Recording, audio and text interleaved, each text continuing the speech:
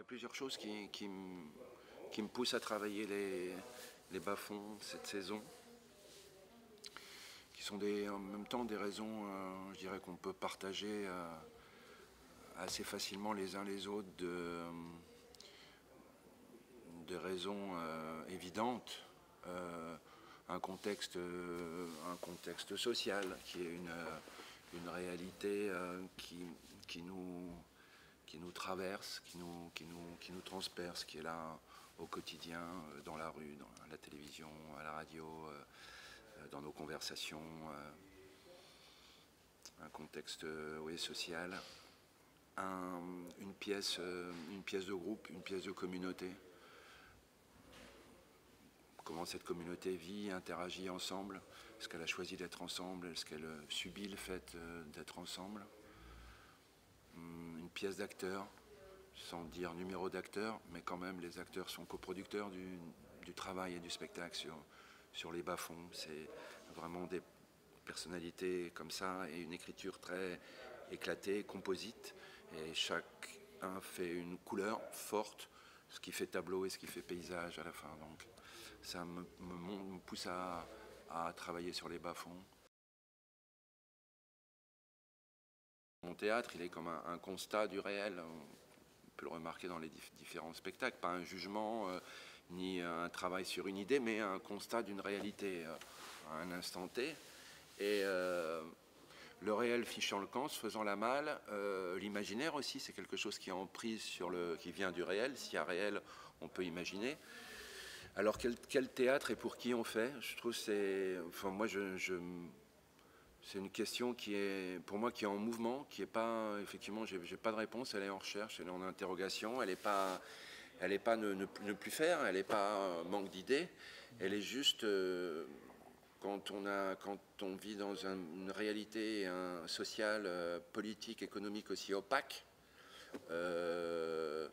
le théâtre ne peut pas être le lieu de la vérité ou du savoir ou de la transparence.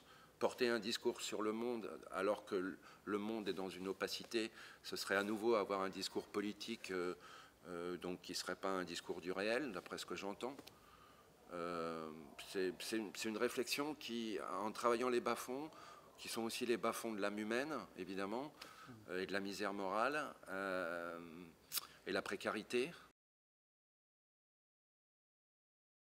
C'est un endroit où sont effectivement où des gens payent pour passer quelques nuits et donc ils vivent là essentiellement. Ils ont peu ou pas de boulot. Certains sont plutôt des voyous, des voleurs, des gangsters, des bandits. Donc c'est un milieu comme ça underground, on pourrait dire. Et ils vivent ensemble. Ils essaient de trouver des règles et des lois pour vivre ensemble, les uns avec les autres, dans une certaine tension, quoi.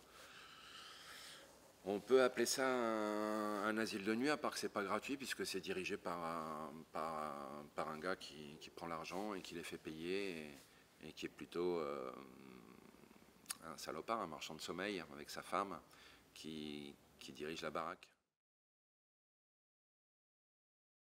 C'est à la fois une interrogation très crue et cruelle sur comment on vit les uns avec les autres, comment on vit dans un état de manque d'amour, de manque de confort, de manque de reconnaissance, de manque de respect, donc comment on vit le manque. C'est une pièce aussi sur les empêchements, comment on est empêché d'exercer sa puissance d'homme parce que pas d'argent, parce que difficulté de communication, parce que pas de travail, parce que plutôt envie de vivre en dehors des lois. Donc voilà, et comment ces lois vous rattrapent et vous asservissent. C'est donc une pièce sur les empêchements, une pièce sur le vivre ensemble, une pièce sur la foi et la croyance. Un des discours phares de la pièce, c'est qu'il faut croire en l'homme. C'est une galerie de portraits aussi, et de personnes et de gens hauts en couleur. Parce que pour survivre dans cet endroit-là, faut du caractère. Homme ou femme, faut du caractère. Si on n'en a pas, on est noyé. Obligatoirement, il faut visiter l'excessif de ces personnages en crise en crise humaine, ils ont presque tous des pathologies, de boissons, de névroses, d'obsessions. En tout cas, c'est comme ça que Gorky nous les dépeint. Il ne faut pas en faire non plus des caricatures. Donc comment trouver à l'intérieur de nos propres corps et âmes nous-mêmes à jouer sans les caricaturer, sans en faire des êtres fermés ou formels, sans... Comment trouver cette humanité-là, ou notre part d'humanité misérable, moralement ou socialement, mais qui essaye de hisser évidemment la tête hors de l'eau, mais c'est pas facile. Il y a quand même plusieurs chutes dans le spectacle. Je parle de la chute de l'homme, au moins 3-4, quoi. Ça, on n'y arrive pas, on a du mal. C'est pas un portrait. C'est drôle, le spectacle est drôle et tonique, plein d'énergie, mais c'est pas rose. Hein. J'essaie d'ouvrir la forme. J'ai un certain savoir-faire et style, on peut dire, dans les spectacles que je fais. Le plus terrible pour moi, ce serait de reproduire indéfiniment un savoir-faire. Donc, cette pièce, comme elle travaille sur la précarité,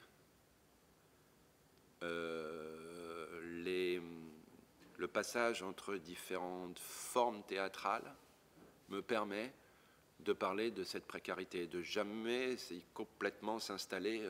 Réalisme documentaire s'exclut, c'est pas le but du travail.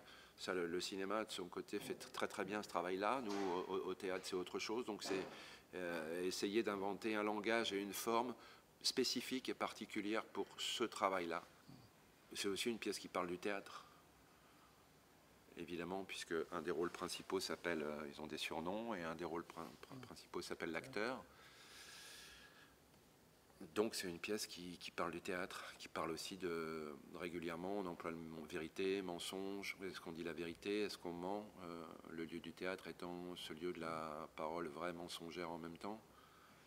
C'est une réflexion sur le théâtre, donc aussi pour moi sur son esthétique et sur ses formes.